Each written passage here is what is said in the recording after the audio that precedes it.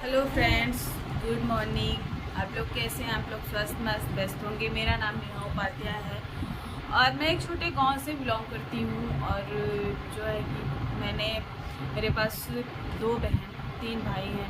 मेरे पिताजी एक ऑटो ड्राइवर हैं, जिससे परिवार उनकी कमाई ठीक ठाक हो जाती है और परिवार भी ठीक ठाक से चल जाता है। कोई दिक्कत नहीं है। मेरी शादी जो है एक पांडे परिवार में हुआ है और मेरे हस्बैंड जो है वो हरियाणा में इस टाइम ड्यूटी कर रहे हैं। और मेरी शादी भी जो है वो शहर में हुई है, ना कि गांव में हुई है, क्योंकि हम दोनों का लव मैरिज है। लव मैरिज भी समझो, अरेंज मैरिज भी समझो, क्योंकि हम दोनों ने एक दूसरे को फेस टू फेस देखा ही नहीं था, पर हम दोनों की बातें हो रही थी, फ़ोन से बातें चल रही थी। हम लोगों ने एक दूसरे को फेस टू फेस नहीं देखा था, तो फेस टू फेस नहीं देखा था तो उसको हम लोग लव मैरिज ही मानते हैं और लव मैरिज ही मानते हैं। अरेंज मैरिज नहीं। अरेंज मैरिज में तो फ़ोटो भी एक दूसरे को देख लेते हैं, पर हम लोग ने फ़ोटो भी नहीं देखा था। वो बात करना शुरू कर दिए थे। फिलहाल ये मेरे भी रिश्तेदार में पड़ते थे। मेरे गांव की एक बुआ थी, उनके मतलब ननद के बेटे थे। एक बुआ थी, उनके ननद के बेटे थे। तो ये फ़िलहाल वो मेरी बुआ लगती थी और ससुराल में वो मेरी मामी लगती है।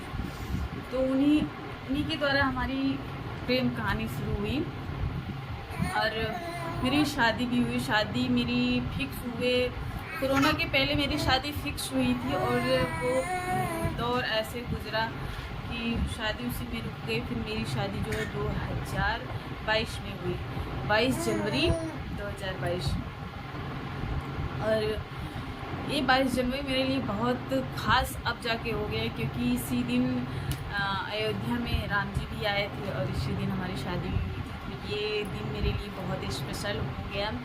ये दिन मुझे वर्षों वर्षों के लिए एक यादगार बना दिए कि राम जी भी अयोध्या में 22 जनवरी को भी आए थे और 22 जनवरी को इस सुनी मांग में सिंदूर भी भरा गया था और हमारी शादी पांडे जी से हुई थी।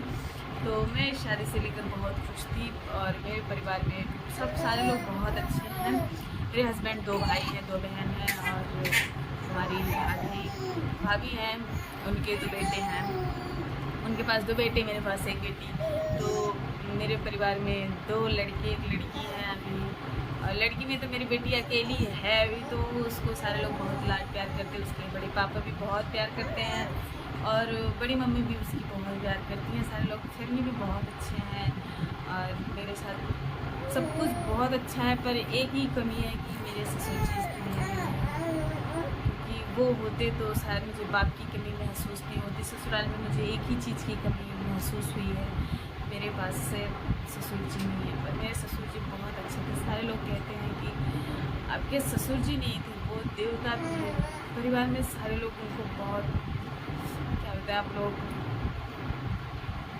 ससुर जी मेरे, पता नहीं मैंने किस जन्म का पाप किया था जो उनका साया हमारे ऊपर से उठ गया। अगर आज वो होते तो मुझे इन सब चीज़ों की कमी महसूस नहीं होती। कम से कम वो मेरे पिता का रोल तो मेरे ऊपर निभाते। आज मेरे ऊपर एक बाप का साया नहीं रह गया। मेरे पिताजी तो हैं, पर उन्होंने मुझे दान कर दिया, तो वो अब मेरे लिए कोई मायने नहीं रखते। जब जिस वस्तु को दान में दे दी जाए उस पर कोई हक अधिकार नहीं हो सकता है।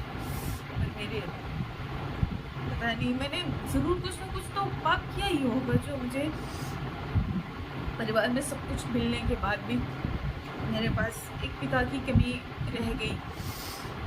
भगवान से मैं यही दुआ करती हूँ कि उनकी आत्मा को शांति मिले और वो जहाँ भी रहे अपने परिवार को देख के खुश रहें, क्योंकि वो मेरी ज़िंदगी के, वो अपने परिवार के गाइडलाइंस थे। और जिसके ऊपर बाप का साया नहीं होता है उस व्यक्ति से पूछो जिम्मेदारियाँ होती क्या हैं, उस औरत से पूछो जिम्मेदारियाँ क्या होती हैं। मेरी सास ने ज़िंदगी में बहुत स्ट्रगल किया है, बहुत संघर्ष किया है। उन्होंने अपने 4 बच्चों को पालना, शादी विवाह करना। पिताजी बहुत पहले एक्सपायर कर गए थे। उन्होंने एक बच्चे की शादी भी नहीं देखी थी कि उन्होंने अपनी बहू को देखा था, अपने नाती पोते किसी को नहीं देखा था। पता नहीं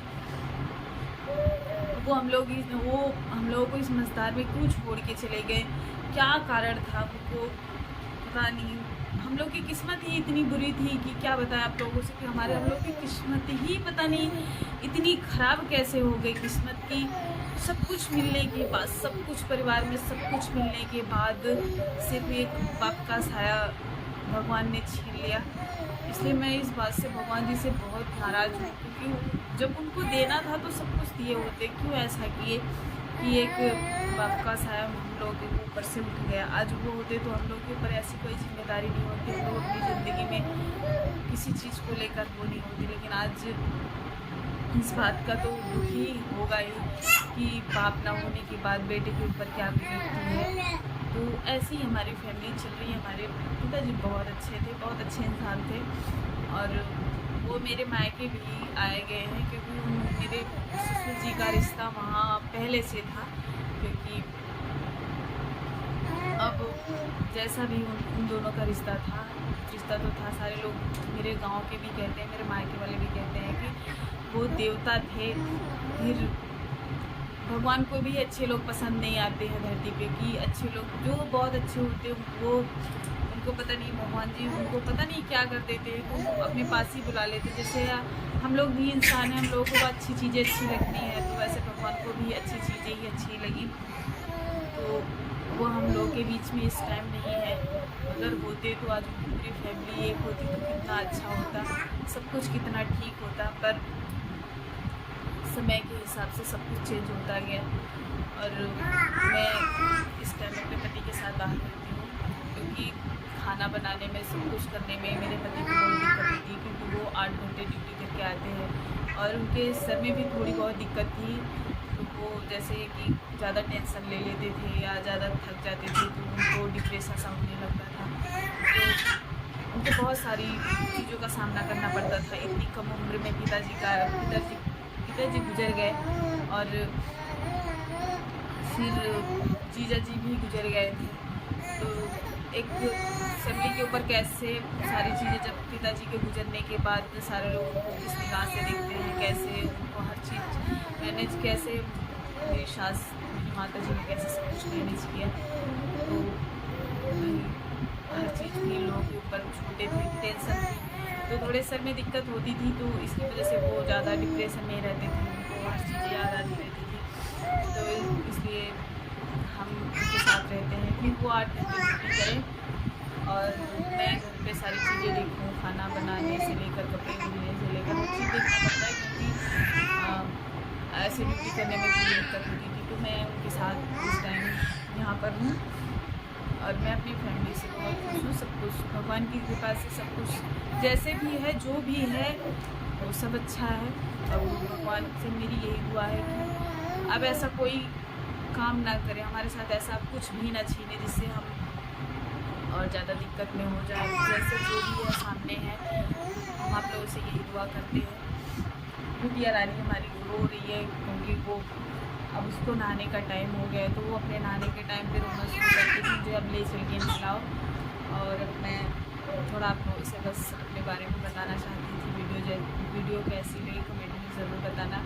आप लोग हमारी वीडियो को तो ना लाइक करते हो, ना शेयर करते हो, ना सब्सक्राइब करते हो। पता नहीं कि मैं अच्छी वीडियो बनाती हूँ या तो कुछ ना कुछ तो गड़बड़ होगा, इसलिए आप लोग हमारी वीडियो में ज़्यादा देर तक बने नहीं रहते। और हम आपसे प्लीज़ बहुत सारा आप लोग कमेंट में ज़रूर बताइए वीडियो कैसी लगी, तो फिर मैं उससे भी अच्छी वीडियो आप लोगों के साथ शेयर करने की कोशिश करूँगी। ताकि आप लोग प्लीज़ हमारा सपोर्ट कीजिए प्लीज़, क्योंकि हम लोग आप लोगों के लिए ही वीडियो बनाते हैं ना कि खुद के लिए वीडियो बनाते हैं।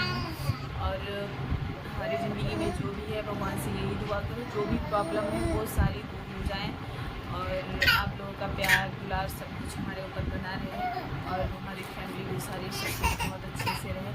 तो इसलिए हम अपनी वाणी को विराम करते हैं।